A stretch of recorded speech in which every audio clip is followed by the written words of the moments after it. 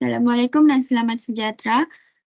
Kami dari kumpulan 1 akan menerangkan berkenaan tajuk 6 iaitu kepentingan kerjasama parti politik dalam etika dan peradaban. Terusnya, berikut merupakan nama-nama ahli dari kumpulan 1. Pengenalan bagi topik 6 ini ialah tujuan parti politik terlibat dalam membina etika dan peradaban adalah untuk menjamin perpaduan negara yang stabil bagi memastikan pembangunan negara yang lebih baik tanpa sebarang gangguan sosial. Secara umumnya, parti politik mampu membantu dan memupuk suasana yang harmoni dalam sesuatu negara agar dapat mengecapi kemajuan yang diharapkan. Kesannya, terlibatnya parti politik dalam membina etika dan peradaban, semua kaum dapat menikmati kemajuan yang telah dihasilkan oleh parti politik dan menjamin kesejahteraan negara. Baiklah, berikut merupakan objektif kajian kami. Terdapat 3 objektif kajian kami. Yang pertama adalah memahami konsep parti politik dalam membentuk etika dan peradaban masyarakat. Yang kedua, menjelaskan kepentingan kerjasama parti politik dalam membina perpaduan dalam kalangan masyarakat. Dan yang ketiga, mengkaji usaha parti politik membina perpaduan negara dalam kalangan masyarakat. Seterusnya, bagi metodologi kajian, ia mempunyai 4 struktur. Yang pertama adalah reka bentuk kajian. Reka bentuk kajian ini adalah gabungan 2 kaedah iaitu kuantitatif dan kualitatif. Kaedah kuantitatif adalah berdasarkan pengiraan dan menganalisis data dengan menggunakan kaedah peratusan dan pengiraan data yang diperoleh daripada responden. Manakala kaedah kualitatif pula ialah kajian yang dijalankan melalui pemerhatian atau pembacaan daripada pelbagai sumber seperti kajian perpustakaan. Sampel kajian, satu set borang soal selidik melalui Google Form telah diedarkan kepada pelajar sekolah dan pelajar Institut Pengajian Tinggi. Set soal selidik tersebut mempunyai beberapa komponen utama dalam mendapatkan hasil pandangan daripada pelajar sekolah dan pelajar Institut Pengajian Tinggi tentang konsep parti politik dalam membina etika dan peradaban masyarakat. Kepentingan kerjasama parti politik dalam membina perpaduan dan usaha parti politik membina perpaduan negara dalam kalangan masyarakat. Seterusnya adalah instrumen kajian. Instrumen kajian ialah satu proses menyediakan alat mengumpul data. Instrumen juga merupakan proses untuk mengenal pasti sikap, persepsi, pandangan pelajar terhadap kepentingan kerjasama parti politik dalam membina etika dan peradaban. Dan seterusnya, cara mendapatkan responden. Borang soal selidik telah disediakan berdasarkan objektif kajian dan soal selidik ini terdiri daripada 4 bahagian. Kajian ini menggunakan skala Likert 5 aras dan data yang dikumpul melalui soal selidik ini akan diproses dalam bentuk huraian dan cartapan. Seterusnya adalah kajian literatur. Untuk 4.1 iaitu konsep parti politik dalam membentuk etika dan peradaban masyarakat.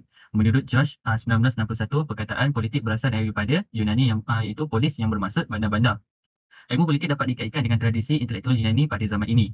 Manakala menurut Robert 1999, setiap kaum memupukkan kepentingan kaum masing-masing. Dengan tertubuhnya Parti Perikatan, ia telah membuktikan bahawa 3 kaum terbesar iaitu Melayu, Cina dan India telah menerima idea politik moden di mana setiap parti berlainan bangsa boleh bersatu. Menurut dasar perpaduan negara daripada KPN, perpaduan dapat dikaitkan dengan kesamaan dan kesatuan, membentuk nasional seperti satu bangsa dan satu bahasa dan satu bangsa. Seterusnya. 4.2 iaitu kepentingan kerjasama parti politik dalam membina perpaduan dalam kalangan masyarakat. Yang pertama, program latihan khidmat negara iaitu PLKN yang ditubuhkan pada 30 Oktober tahun 2002 dan diuruskan oleh Menteri Pertahanan Malaysia merupakan platform khusus untuk memupuk keharmonian dalam kalangan remaja negara dengan adanya satu matlamat dan ianya ada dalam silibus PLKN. Program ini dapat menyatukan pelbagai kaum dalam satu kem untuk tempoh tertentu hingga membentuk persefahaman dalam kalangan mereka. Yang kedua iaitu gagasan Satu Malaysia yang diperkenalkan oleh Yang Amat Berusaha Datuk Seri Muhammad Najib Tun Abdul Razak, Perdana Menteri ke-6, adalah langkah yang bertepatan dengan suasana dan cita rasa rakyat Malaysia. Konsep ini selari dengan apa yang termaktub dalam Perlembagaan Persekutuan dan prinsip-prinsip hukum negara. Konsep ini membawa aspirasi untuk memperbaiki hubungan kaum bagi memastikan rakyat Malaysia dapat menjalin perpaduan yang lebih erat. Dan yang terakhir, pilihan raya yang dilakukan dalam tempoh 5 tahun sekali di negara Malaysia dikendalikan oleh kerjasama dalam Suruhanjaya Pilihan Raya Malaysia. Dengan adanya pilihan raya ini, dapatlah rakyat keluar bersama-sama untuk mengundi demi mempamerkan hasrat dan kehendak mereka ke arah negara yang aman dan harmoni. Bagi 4.3 iaitu usaha parti politik membina perpaduan negara dalam kalangan masyarakat. Yang pertama ialah sekolah wawasan. Sekolah wawasan telah diluluskan dalam Kabinet pada tahun 1997. Konsep sekolah wawasan adalah membina 2 atau 3 buah sekolah yang berlainan aliran dan juga pentadbiran di kawasan yang sama dan berkongsi kemudahan-kemudahan asas dan aktiviti-aktiviti sekolah dijalankan secara serentak. Sekolah wawasan ditubuhkan dengan tujuan untuk mencapai perpaduan dan integrasi nasional melalui perkongsian prasarana. Yang kedua ialah keluarga Malaysia yang diperkenalkan oleh Perdana Menteri Malaysia yang ke-9 iaitu Datuk Seri Ismail Sabri Yaakob. Konsep keluarga Malaysia telah dilancarkan pada Oktober 2021 dan mendapat sambutan yang baik oleh seluruh masyarakat. Hal ini disebabkan oleh 3 teras utama iaitu keterangkuman, kebersamaan dan juga kesyukuran, mampu membawa kemakmuran dan memperkukuhkan perpaduan di Malaysia. Yang ketiga ialah masyarakat madani ia telah diperkenalkan oleh Perdana Menteri Malaysia yang ke-10 iaitu Yang Amat Berhormat Datuk Seri Anwar Ibrahim. Teras perpaduan di bawah dasar perpaduan negara mengikut 6 nilai dalam kerangka Malaysia Madani yang digariskan kepada 3 teras perpaduan iaitu patriotisme dan demokrasi, identiti nasional dan juga ekosistem perpaduan. Seterusnya ialah dapatan kajian melalui soal selidik. Bagi 4.1, berdasarkan soalan 1, pada pendapat anda, adakah anda bersetuju bahawa perpaduan sering dikaitkan dengan kesatuan dan kesamaan dalam membentuk identiti nasional seperti satu bangsa dan satu bahasa? Menurut daripada 60 orang responden yang telah menjawab soalan ini, para pengkaji telah mendapati seramai 33 orang responden menjawab sangat setuju dengan peratusan sebanyak 55%. Selain itu, seramai 21 orang responden telah menjawab setuju dengan peratusan 35%. Bagi pilihan jawapan tidak pasti, peratusan responden yang menjawab adalah sebanyak 8.33% bersamaan dengan 5 orang responden dan bagi 1 orang responden telah menjawab tidak setuju dengan peratusan 1.67. Secara majoritinya, seramai 54 orang responden daripada 60 orang responden telah memberikan jawapan yang positif terhadap soalan ini dan secara tidak langsung perpaduan sering dikaitkan dengan kesatuan dan kesamaan masyarakat. Berdasarkan soalan 2, pada pandangan anda, adakah anda bersetuju bahawa setiap parti politik yang ditubuhkan di negara yang ingin berteraskan ideologi kehidupan bermasyarakatan? Hasil daripada 60 orang responden, seramai 24 orang responden telah menjawab sangat setuju dengan peratusan sebanyak 40%, manakala bagi pilihan jawapan setuju terdapat 16 orang responden dengan peratusan sebanyak 26.67%. Bagi pilihan jawapan tidak pasti, seramai 14 orang responden telah menjawab dengan peratusan sebanyak 23.33% dan akhir sekali seramai 6 orang responden telah merespon tidak setuju dengan peratusan 3.6%.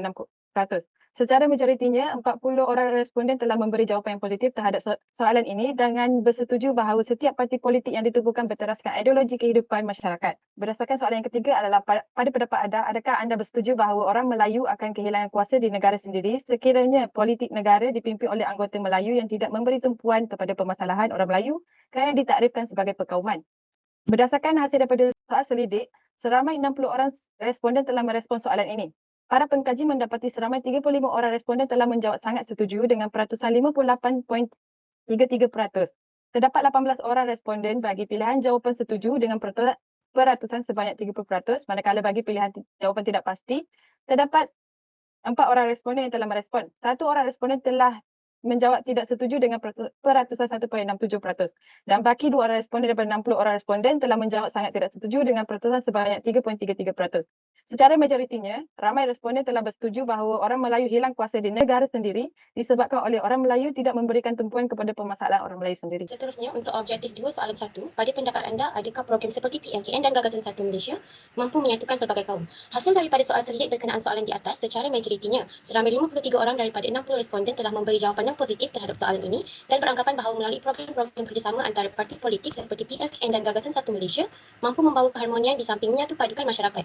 Walaupun begitu, meskipun para pengkaji membuat anggapan bahawa semua responden akan menjawab setuju atau sangat setuju berkenaan soalan ini, masih terdapat 8 orang responden yang menjawab sebaliknya berdasarkan data yang telah dikumpulkan seperti raja di sebelah. Berdasarkan soalan 2, pada pandangan anda, sekiranya parti politik bekerjasama dan saling menghormati antara satu sama lain semasa pilihan raya berlangsung, adakah negara kita akan menjadi lebih harmoni? Berdasarkan soalan tersebut, terdapat 33.3% responden yang menjawab dengan jawapan setuju dan terdapat 66.7% responden yang menjawab dengan jawapan sangat setuju dan tiada responden yang menjawab dengan jawapan yang tidak setuju. Soalan yang ketiga iaitu pada pandangan anda, adakah sistem demokrasi mampu mengekalkan kestabilan politik, keselamatan dan keharmonian dalam hubungan masyarakat pelbagai kaum di Malaysia? Hasil daripada soal selidik berkenaan soalan ini, seramai 60 orang responden telah menjawab soalan ini. Daripada 60 tersebut, sebanyak 53.33% yang sangat setuju dengan pernyataan di atas. Seterusnya, sebanyak 43.33% yang setuju dengan pernyataan di atas. Selain itu, hanya 1.67% yang tidak pasti dengan pernyataan tersebut. Secara majoritinya, seramai 59 responden daripada 60 responden telah memberikan jawapan yang positif terhadap soalan ini dan beranggapan bahawa sistem demokrasi mampu mengekalkan kestabilan politik, keselamatan dan keharmonian dalam hubungan masyarakat pelbagai kaum di Malaysia. Baiklah, bagi objektif 3 soalan 1, berdasarkan soalan 1 pada pendapat anda, adakah golongan belia pada masa kini mengetahui konsep perpaduan dalam ideologi politik yang dibawa oleh parti politik di Malaysia?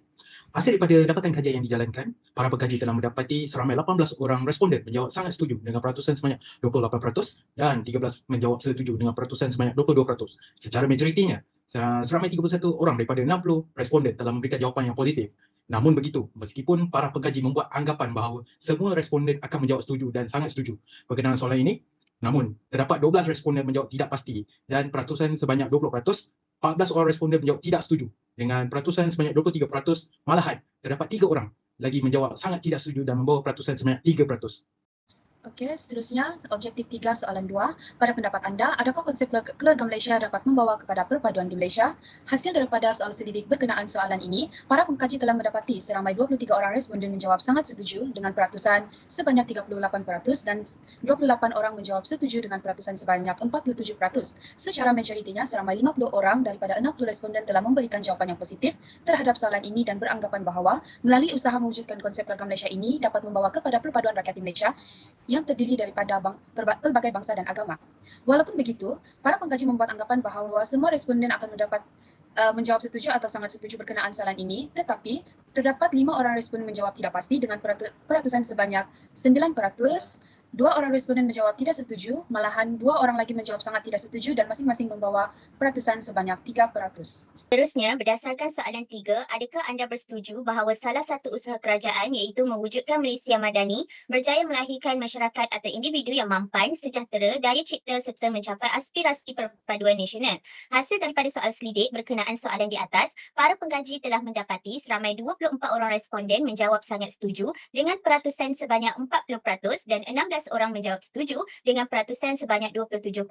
Secara majoritinya, seramai 40 orang daripada 60 responden telah memberikan jawapan yang sangat positif terhadap soalan ini dan beranggapan bahawa usaha kerajaan mewujudkan Malaysia Madani berjaya melahirkan individu masyarakat yang mampan, sejahtera, daya cipta serta mencapai aspirasi perpaduan nasional. Bagi perbincangan 6.1 berkenaan dengan konsep parti politik dalam membentuk etika dan peradaban dalam masyarakat, konsep satu bangsa dan satu bahasa dalam membentuk identiti nasional mempunyai hubungan yang nyata dalam jiwa masyarakat yang berbilang tahun di Malaysia. Menurut kajian yang dijalankan oleh Alinan Ayub pada tahun 2012 yang menyatakan bahasa kebangsaan negara iaitu bahasa Melayu mempunyai nilai dalam mengaplikasikan satu hasrat yang menyentuh perpaduan nasional. Kenyataan ini selari dengan prinsip yang terkandung dalam Perdana Razak yang dikenalkan pada tahun 1956 telah menyentuh berkenaan kedudukan bahasa Melayu sebagai bahasa kebangsaan tanah Melayu dalam prinsip asas pertama. Namun begitu, keperluan pemeliharaan dan pengekalan bahasa dan budaya etnik Melayu juga perlu diambil kira. Seterusnya, Perpaduan adalah penting dalam menyatukan masyarakat sesebuah negara.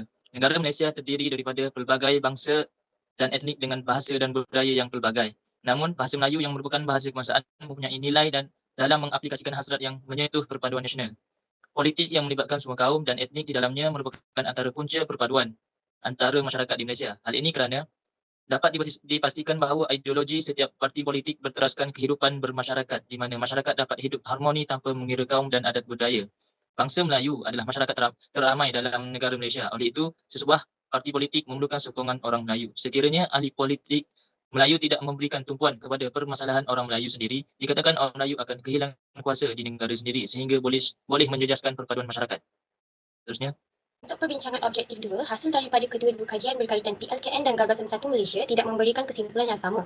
Para pengkaji telah mengenal pasti bahawa hasil akhir adalah tidak selari disebabkan oleh faktor lain seperti PLKN tidak mampu membantu memupuk perpaduan kaum kerana tempohnya yang singkat dan program tersebut seolah-olah lebih fokus kepada kerahan tenaga berbanding pemupukan perpaduan kaum. Walaupun begitu, para pengkaji telah menyimpulkan bahawa sekiranya program yang dihasilkan dari kerjasama antara parti politik lebih terbuka, ia mampu menjadi kepentingan dalam memupuk perpaduan kaum kerana politik memberi pengaruh yang besar dalam masyarakat kita. Yang kedua, sistem demokrasi melalui hasil kajian. Ciri-ciri utama negara berdemokrasi yang mampu membina perpaduan dalam kalangan masyarakat perlu difahami. Sistem demokrasi telah menggerakkan konteks pemilihan kepimpinan yang mampu menyatukan rakyat Malaysia melalui pilihan raya yang menjadi kayu ukur kepada kejayaan dan kegagalan sebuah demokrasi. yang ketiga pula adalah melalui hasil kajian, pengkaji dapat mengingatkan bahawa pentingnya kerjasama parti politik dalam keharmonian negara kita. Hal ini kerana kemajuan dan pengalaman politik negara boleh menjadi satu asas kepada pembangunan pemikiran politik keseluruhannya ke arah mempertingkatkan peranan agama dalam membina masyarakat yang sejahtera. Terusnya, Baiklah, dalam konsep sekolah wawasan itu sendiri, ia membawa peratusan yang tinggi dalam segi berdasarkan kajian literatur yang dijalankan bahawa masyarakat terutama golongan belia mempunyai pelibatan secara langsung dan tidak langsung dalam memilih parti politik dalam pentadbiran negara. Kesamarataan semua pihak bagi membentuk kerjasama dalam menggerakkan perpaduan oleh responden yang berpendapat bahawa mereka bersetuju dengan pelibatan golongan belia masa kini, mengetahui konsep perpaduan yang ada dan cuba dibawa oleh parti politik di Malaysia berlandaskan penyatu paduan kaum yang ditetapkan dan dilaksanakan dalam sekolah wawasan itu sendiri. Okey, seterusnya hasil daripada dapatan kajian, majoriti responden bersetuju bahawa konsep keluarga Malaysia ini adalah salah satu usaha kerajaan untuk memupuk perpaduan di kalangan rakyat Malaysia. Akan tetapi terdapat juga responden yang kurang bersetuju kerana terdapat segelintir responden yang kurang memahami konsep keluarga Malaysia dan keliru dengan konsep satu Malaysia. Seterusnya ialah Malaysia Madani. Terdapat ramai daripada responden bersetuju. Mereka mempunyai kefahaman dan membuat pembacaan yang jitu, manakala hanya terdapat segelintir sahaja responden yang tidak bersetuju. Hal ini adalah kerana mereka kurang mengadakan pembacaan dan pengetahuan mengenai program yang dianjurkan di bawah Malaysia Madani. Oleh itu, pihak kerajaan telah mengambil inisiatif dengan mengadakan program Town Hall Madani dan Jelajah Ikon Madani. Town Hall Madani ialah berkonsep bual bicara yang menyasarkan pelajar baharu dan graduan di IPT dalam menyelami konsep madani yang dilaksanakan oleh kerajaan dengan sebaiknya, kerana di dalamnya menekankan nilai-nilai murni yang dapat diaplikasikan di dalam kehidupan harian. Baiklah, dari segi kesimpulan yang dapat kami simpulkan adalah penubuhan parti politik negara telah mengubah pelbagai sentimen dan ideologi yang berkaitan perpaduan kaum di negara kita. Perpaduan dalam kalangan masyarakat dilihat melalui kerjasama antara kaum demi memartabatkan ukhuwah dan solidariti membantu antara satu sama lain. Dapat dilihat betapa pentingnya kewujudan politik di dalam mengukuhkan perpaduan kaum dalam sebuah negara. Perpaduan ini dapat dilihat di mana dalam bidang politik dapat membawa semua aktor utama dapat dilibatkan dalam proses politik dan pentadbiran. Oleh itu, politik yang matang dan bertanggungjawab perlu diamalkan supaya perpaduan dan keharmonian masyarakat yang berbilang kaum di dalam negara kita semakin kuat. Seterusnya dapat mengelakkan berlakunya ancaman yang tidak diingini seperti dalam sejarah hitam negara iaitu tanggal 13 Mei tahun 1969. Sekian daripada kumpulan kami. Terima kasih.